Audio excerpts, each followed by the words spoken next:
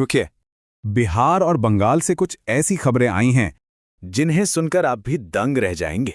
राजनीति में बड़े फेरबदल, अपराधियों पर एक्शन और सामाजिक तनाव। पूरी अपडेट बस कुछ ही मिनटों में। चलिए शुरू करते हैं। तो सबसे पहले बात बिहार की सियासत की। जेडीयू ने अपनी नई राष्ट्रीय टीम की घोषणा कर दी है और इसने, आप कह सकते हैं, अंदर के समीकरणों में एक नई हलचल पैदा कर दी है। देखिए, नीतीश कुमार 2028 तक पार्टी के टॉपर तो बने हुए हैं, लेकिन असली कहानी है संजय कुमार झा की, जिन्हें राष्ट्रीय कार्यकारी अध्यक्ष के तौर पर फिर से नियुक्त किया गया है। ये एक बहुत बड़ा कदम है।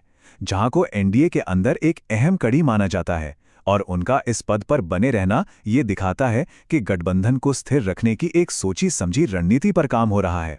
लेकिन बात सिर्फ बड़े चेहरों की नहीं है। जैसा कि हम यहाँ देख सकते हैं, पूरी टीम की बनावट एक बहुत ही सधी हुई राजनीतिक कैलकुलेशन है। जेडीयू साफ तौर पर बिहार के अलग अलग सामाजिक समीकरणों को साधने की कोशिश कर रही है।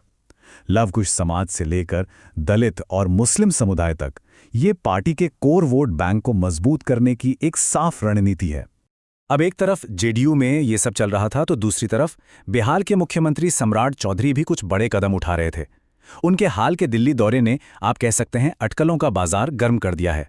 जरा इन बैठकों की लिस्ट पर नजर डालिए। प्रधानमंत्री मोदी और केंद्रीय मंत्रियों के साथ हाई लेवल मीटिंग से लेकर पटना लौटकर नीतीश कुमार से मिलना, ये साफ है कि ये कोई मामूली दौरा नहीं था।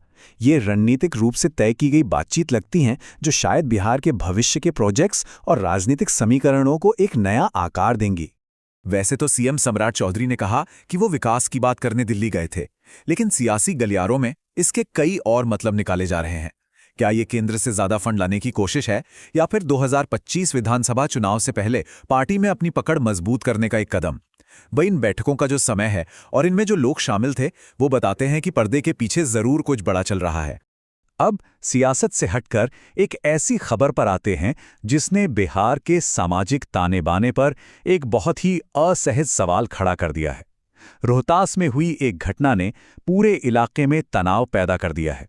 सबसे बड़ा और चौंकाने वाला सवाल तो यही है कि आखिर एक स्कूल के अंदर जहां बच्चे पढ़ने आते हैं, प्रतिबंधित मांस पहुंचा कैसे?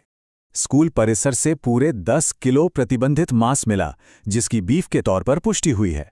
अब देखिए, बिहार जैसे राज्य में जहां मवेशियों को लेकर सख्त कानून है, वहां एक स्कूल में ऐसा होना सिर्फ एक लापरवाही नहीं है, ये एक बेहद संवेदनशील और भड़काऊ घटना है।